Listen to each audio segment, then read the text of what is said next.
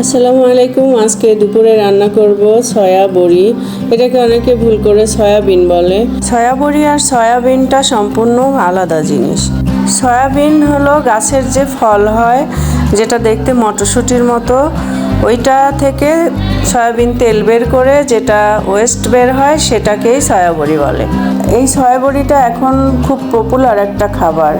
Soya বড়িতে অনেক পুষ্টিগুণ থাকে আর এটাকে প্রোটিনের ভাণ্ডারও বলা হয়। তো 100 গ্রাম সয়া বড়ির মধ্যে প্রায় 52 গ্রাম প্রোটিন থাকে। আর এর মধ্যে কিছু ফ্যাট, কার্বোহাইড্রেট, আয়রন, ক্যালসিয়াম অনেক কিছুই থাকে।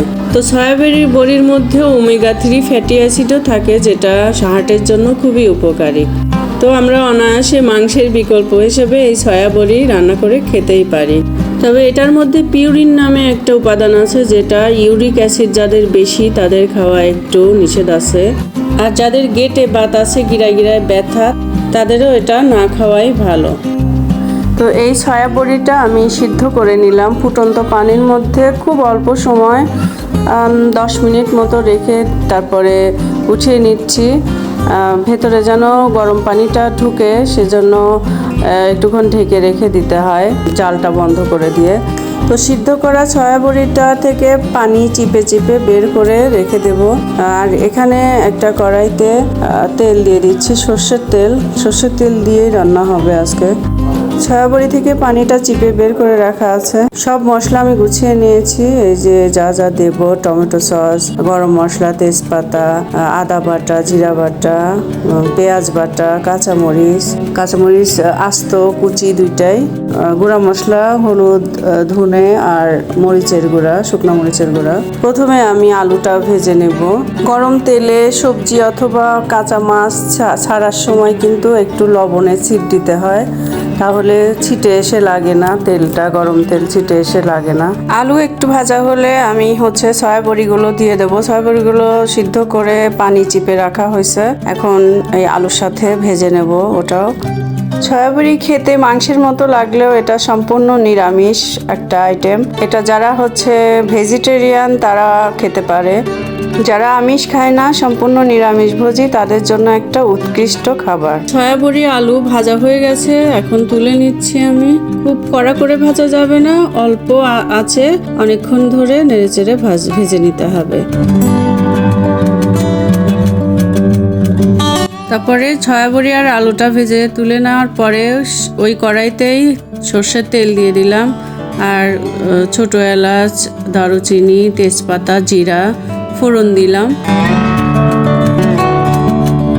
ফোড়নটা ভাজা হয়ে গেলে সুন্দর সেন্ট বের হলে দিয়ে দেব 4 চা চামচ পেঁয়াজ বাটা। শুধু পেঁয়াজ বাটাটা ফোড়নের সাথে অনেকক্ষণ ধরে একটু কষিয়ে নিচ্ছি, যাতে পেঁয়াজের কাঁচা গন্ধটা না থাকে। আদা আর রসুন বাটা দিয়ে দিচ্ছি 2 চা চামচ।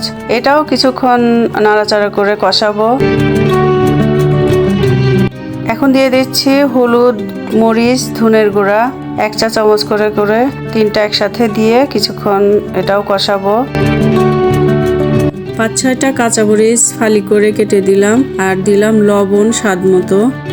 আর এখন দিয়ে দিব টমেটো সস 3-4 চা চামচ, আপনারা দিতে পারেন অথবা আরো বেশি দিতে পারেন, সমস্যা নাই।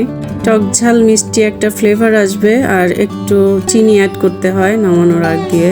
এখন নেড়েচেড়ে বেশ কিছুক্ষণ কষাবো, ভাজা ভাজা করে মশলাটা কষাবো। মশলাটা সুন্দরভাবে কষানো হয়ে গেছে, এখন ভেজে রাখা সয়া বড়ি আর আলুটা দিয়ে দিচ্ছি। এটা দিয়েও বেশ কিছুক্ষণ পানি না দিয়েই নাড়াচাড়া করব। এখন আমি এতে দিয়ে দেব জিরা গুঁড়া, রাঁধুনি গুঁড়া আর গরম মশলা গুঁড়া 1/2 চা চামচ করে করে দিলেই হবে। আর কিছুক্ষণ নাড়াচাড়া করে কষিয়ে নিয়ে তারপরে পানি দিয়ে দিচ্ছি। এই পানিটা শুকানো পর্যন্ত আবারও কষাতে হবে। এই পানিটা শুকিয়ে গেলে আবারও একটুখানি পানি দিতে হবে। আর এবার পানি শুকালে একেবারে চূড়ান্ত পানি দিয়ে নামাতে হবে। জালটা কমানো ছিল এতক্ষণ, এখন জালটা বাড়িয়ে দিচ্ছি। তারপরে চূড়ান্ত পানিটা দিচ্ছি। এই পানিটা শুকালেই রান্না হয়ে যাবে। পানি দিয়ে ঢেকে দিচ্ছি, আর ঢাকনা তুলে কয়েকটা আস্ত কাঁচামরিচ দিয়ে দিচ্ছি। আস্ত কাঁচামরিচ শুধু ফ্লেভারের জন্য একটুখানি চিড়ে দিতে হয়, একেবারে ফালি করে দিতে হবে না। আবারও 10-12 মিনিটের জন্য ঢেকে দিচ্ছি। এদিকে আমার ভাত রান্না হয়ে গেছে, সয়াটা চুলায় আছে, আর এখন আমি কুড়ি কচু সিদ্ধ ভর্তা করে নিচ্ছি। কুড়ি কচুটা ছুলে নিয়ে আলাদা সিদ্ধ করে নিছি। সিদ্ধ করে ছুলে নিয়ে আমি কাঁটা চামচ দিয়ে ভেঙে ভেঙে রাখছি, যাতে ভর্তা করতে সুবিধা হয় আর ঠান্ডা হয়ে যায় তাড়াতাড়ি। কাঁচা পেঁয়াজ, ভাজা শুকনা মরিচ, লবণ, সর্ষের তেল মেখে নিয়ে সুন্দর করে ভর্তা করলাম। এটা দুপুরের একটা আইটেম। এদিকে আমি ঢাকনা তুলে দেখি কি অবস্থা, আমার সয়া বড়ি বা সয়া চাঙ্ক রান্নার কি অবস্থা। তো আরো পানি শুকাবে, ঢেকে দিলাম। তারপরে আবারও ঢাকনা তুলে একটু 2 চামচ মতো ঘি দিয়ে দিলাম।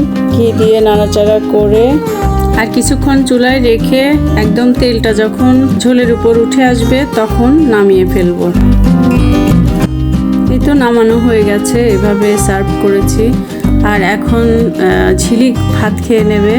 আর ঝিলিক আমাকে রান্নার সময় অনেক হেল্প করেছে, ঝিলিকও কিন্তু ছিল রান্নায়। এত সুন্দর গ্রেভি, আর দেখে মনে হবে একদম বিফ রান্না, মজার একদম রান্নাটা। সবাই করে খাবেন রেসিপি দেখে। আর আমি এখন বিদায় নিব। সবাই ভালো থাকবেন, আল্লাহ হাফেজ।